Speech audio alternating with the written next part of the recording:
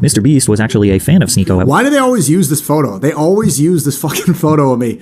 Hold on. Let's see if Patrick got it right. MrBeast. The same cannot be said for Sneako. MrBeast was actually a fan of Sneako at one point and offered him a job years after he surpassed Sneako in subscribers. However, their falling out was much different than everyone else on this list. Before MrBeast was known as the biggest YouTuber on the planet. Am I not like the other MrBeast sidekicks? I'm not like the other sidekicks. He was just a kid obsessed with the platform, posting literally anything to develop a subscriber base. More often than not, he was providing commentary over video game footage, which was extremely popular in the early 2010s. What's up, guys? I just bought a new microphone, the Blue Snowball, for around $60 off of Amazon. And if you've seen any of my older videos, this mic sounds like 30 times. See, none of you guys are from this era, man. All you guys are fake. If you were really there for the Black Ops 2 Wii U era, man, you're a real one. 2013, 24, everyone else, man. You're not really OG. Better than my old mic. Another aspiring YouTuber following a similar path as Jimmy was Nico Balanthese, better known today as Sneako. During this time, it was common for smaller channels. What the fuck, Patrick? Hey, what the fuck? Hubert. Look at Sneako.com. My name it's Hubert. Nigga. Hubert. Balanthese? YouTuber following a similar path as Jimmy was Nico Balanthese, better known today as Sneako. During this time, it was common for smaller channels to interact with each other in the comments and build connections, and that's exactly how Sneako met MrBeast. So you guys actually met on Call of Duty or the YouTube Call of Duty? We met through like comment sections. The two began collaborating with each other and featuring on each other's channels. In fact, MrBeast directly shouted out Sneako in a video titled 5 YouTubers I Think Will Be Famous. Was MrBeast right? Get me now, nigga. This is why I'm saying this is the GOAT right here. MrBeast is the fucking GOAT. 11 years. 11 years. Was he right? Or did I peak when I was 14? Did I peak back then? That is actually really cool to look back on, like content aside. 5 small YouTubers I think will be famous. I remember I was number 3 on that list. Number 2 I have Sneako, and if you've ever seen Sneako's bang! Not even number 3, number 2, nigga! Number 2! Number 2, hard nigga! You realize that they're kind of addicting. Once you start watching them, it's kind of hard to stop. But I don't know what it is about him. It's just, he's so straightforward with things, and he's not biased on anything. He'll let you know anything that's on his mind. And I'd never miss an upload from Sneako. I don't really know how to explain it, but he pretty much uploads videos similar to Eddie the Chump. Just they're really well put together and really well thought out. I don't really know how else to explain it besides just telling you to go watch his videos. While MrBeast was still discovering exactly what he wanted to create, Sneako was going for something with more meaning, a deeper purpose, which since the very beginning was centered around social commentary mixed with personal. And see, thank you YouTube for unbanning me. This is why. When I was debating Nick and Nick's like, why do you want your YouTube back? It's the archive, bro. It's just having this. Obviously, yeah, you could exist, but it's really different. And everybody knows that. I don't think it needs to be explained, but being able to look through, this was my life's work. Look at this, bro. Look at me. Reflection. Some viewers felt Sneako was wise beyond his years. Others felt he had a I'm 14 and this is deep kind of vibe. I don't wake up and think, how can I not be a douchebag today? I wake up and think, who can I piss off the most? Most of you have extremely thoughts that you don't say out loud because they affect your persona. I'm guessing at least more than half of you are closet racist, and even some of you kind of wanted me to go home at some point. I was born here, by the way, please don't deport me, Mr. Trump. Probably more than half of you have some more gay thoughts than you care to admit, and at least 1/3 of you have spent some time on the really sketchy parts of the internet. Fucking weirdos. The reality is most of us are going to spend our lives wondering how everyone else is going to see us instead of improving ourselves for ourselves. His channel was growing extremely quickly, and he was on pace to become a large creator, but then he quit. Not 100% necessarily, but he went from uploading multiple times. No, PatrickCC. Let me calm down. You should put a text here on this video, put an asterisk and say, no, I was banned on YouTube for being right about COVID. Patrick. I was banned on YouTube and then YouTube apologized to me. I didn't fucking quit. A week to just a couple times per year, and in that time, MrBeast went from being Sneako's fan to having over 5 million subscribers. We're so close. We're almost. Wow. Well, no, he got the timeline messed up. He is saying that about like 2017, 2016, but you should put in like the fact that you put that time on my channel. Mention the ban, bro. Oh, we're almost 5 million subscribers. Wow, I can't believe it. The two reconnected, and MrBeast flew Sneako out to his headquarters in North Carolina, gave him a Why you make it seem like a Diddy thing, man? Nigga flew me out. Job, and showed Sneako the empire that could be built on YouTube. And I went and worked for him in North Carolina, and then I really saw how it was possible to be a content creator. He changed my mind. He was the first person to really, if you talk to him off camera, he'll like talk about all this Matrix stuff just in different terms. I remember going to restaurants and stuff like that, and he was just so rich at 19. He had an entire company, he had a warehouse, people working for him, and it wasn't even, I didn't even think it was possible to do that with YouTube. I just saw YouTube as a way to turn on a mic and camera and speak once in a while. He had systems in place, he had employees, he was running it like and I'm just like, this is the potential of YouTube. And he's like, yeah, I don't know, you drop out of school. Yeah. He told me just that blatantly, yeah, drop out. Like, why would you go to school and get student loan debt to go and be an intern? I was a TV and film major. Like, why would you go and do this when you could just, YouTube is the future. Sneako was even featured in a video titled, I built a car using only Lego. That's crazy, bro. That's crazy. Every time I see this image, I'm like, it's so funny how life works out, huh? It's so funny. I use this same camera right now. This is my vlog camera. Do you still have the red glasses? Yeah, I need to get those red Cartiers back. But just how life can turn, you know, and the paths we take and what happens. Imagine like it telling me back then where I'd be now. It'd be like, what? And, you know, content aside, I am Unk, 27, reflecting on life.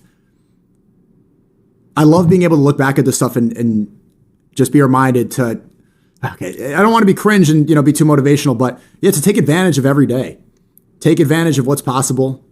And also of the simple reminder that you can just do things. You can, your fingertips you can make a pulse into the universe. You can have a ripple effect. Almost anything is possible. I'm being serious, you know, not to come off forced or anything, but really, like, look at me then. This is in 2018. Look at me now. The life that I've lived, like the things that it really is, you know, I feel like a grandpa looking at the college football photos right now. Legos, where Jimmy, Sneako, and the guys drove around in go-karts that had Legos. Is Steve right? Is MrBeast a snake? No, MrBeast is not a snake. He's a lot of things. He's not a snake. Taped to the exterior. However, Sneako realized within a couple of weeks that he didn't fit in with the MrBeast crew. He realized he couldn't fully be himself, nor did he like MrBeast's mentality of making videos just for the sake of going viral. That's just not what I wanted to do. I've always wanted to be somebody who could use their voice to shake the room. I'd like to have that impact and talk about politics, social issues, and talk about what's really going on. And that just wasn't the direction of MrBeast content. I think back to it. I remember wanting to make specific jokes, like jokes about Trump and Hillary, because I was working like around the first election, or the first Trump election. And afterwards, he regretted doing it. He regretted like even adding those jokes. I think he edited them out because he just wanted to be clean. He wanted to be friendly for everybody. That's why I've always disagreed with that mentality ever since I worked with MrBeast. He's like, I want to be #1 YouTuber. I'm like, I just want to use YouTube. YouTube was a means to an end. You got fired? Yeah. The video was structured around what's going to go viral. What's going to make me #1. You understand? Like, my philosophy is like, I want to express myself. Social media is an extension and a way to express yourself. Now, this is a pretty normal realization. Sneako's vision for his own content and online persona just simply did not align with MrBeast's. Hey, W PatrickCC in the chat right now. This is actually a good analysis. I'm not used to seeing somebody give a fair analysis of me on YouTube. Commentary channels have all the incentives to shit on me and say the things we've heard a million times. Maybe some people say pedo, cuck, fake Muslim, racist, white supremacist, Nazi, all this stuff. All the opportunities, you know, went insane. But he's actually giving a fair analysis and a fair representation of my life. And I appreciate that. Jimmy likely noticed that too, so he decided to fire Sneako. And even though Sneako knew he didn't fit in, he still felt bitter about being fired. And immediately after he got home, he made an exposed video where he talked about how horrible it was working for MrBeast, hoping it would damage Jimmy's reputation. However, he quickly regretted the decision and removed the video from his channel. What pissed me off after working with MrBeast is I always thought I was better at making videos, yet he's the one on track to be a top 10 YouTuber of all time. I got all jealous when he fired me and I made this hate video exposing him, and then I had to delete it when I realized that he blew up because he put in work. He actually went through the effort of doing it over and over again, and I never did. To this day, Sneako realizes it was his own ego that soured Does this picture have a war chat? Yes or no? his relationship with MrBeast and would have done things differently if he could go back. Nobody saw it. It had literally 40 views, and I took it down in like 20 minutes. But I talked about it a lot because I realized about doing anything for attention. Like, I was really upset about getting fired, and I had this like sense of pride, and I always had a lot of belief. Like, I know that I'm the best. Like, I know I'm the best YouTuber, blah, blah, blah. And then seeing him, it just hit my head. And so I'd like to talk about that because I think it's a good example of how your ego can be your downfall. But no one saw the video. And the video, I don't think it was that bad, but just to go behind his back and like do something resentful. If I find that video, I'll show you guys. Because I got fired was just not the right way to act. Is there any bridges that you burnt that you regret? Anything? Do you know what, actually, I want to still be cool with this guy? Or you good? MrBeast. Yeah. That was one that I didn't need to. I didn't need to do that, but You put a video up and then you just delete it straight away. yeah, no one saw it, but That's good. he saw it. He saw it? Yeah, it had like 20. I think barely. No one saw it but him. Yeah, and so you can't go back from that. You don't think he'd ever forgive you? I wouldn't. What's interesting is that Sneako is the only former MrBeast friend who put the blame on himself. He wholeheartedly admitted to being jealous, bitter, and even attempting to expose MrBeast for his own gain. Now, this doesn't mean that everyone else who ever spoke out against Jimmy is lying. It's just that the pure transparency is super rare. Sneako being able to recognize his own flaws, then learn from them, and keep pushing forward is what allowed him to build his own fan base and not live in the shadow of MrBeast. That's one thing that I have been able to do very successfully compared to other people, and I've realized in my life, in my own 27 age, is that I've developed a very good self-awareness that I notice other people don't have. And I don't think it has anything to do with IQ or ability. Maybe it is IQ, but it's a lot of self-reflection that I developed at an early age. And I think that's helped me maintain so long in this game and find success. And I've noticed a lot of people are not able to do it. And it takes a lot of humility. Ironically enough, people think I'm arrogant, but to be able to self-analyze correctly without ego is a very difficult thing to do, because the ego is so powerful. It's a very dangerous weapon. When utilized well, it's powerful in a positive way, but could also be destructive. That's why he correctly analyzed why I'm not like the other sidekicks. People are never going to call me the MrBeast sidekick, and a lot of people are surprised. Every time I talk about it, they're like, really? They don't know. But also why I've been able to succeed, to be able to set aside my pride and realize what I did wrong and how I messed up and why things happen the way they happen. It does take a correct self-analysis. And I'm not sure why a lot of people aren't able to do it because of ego, but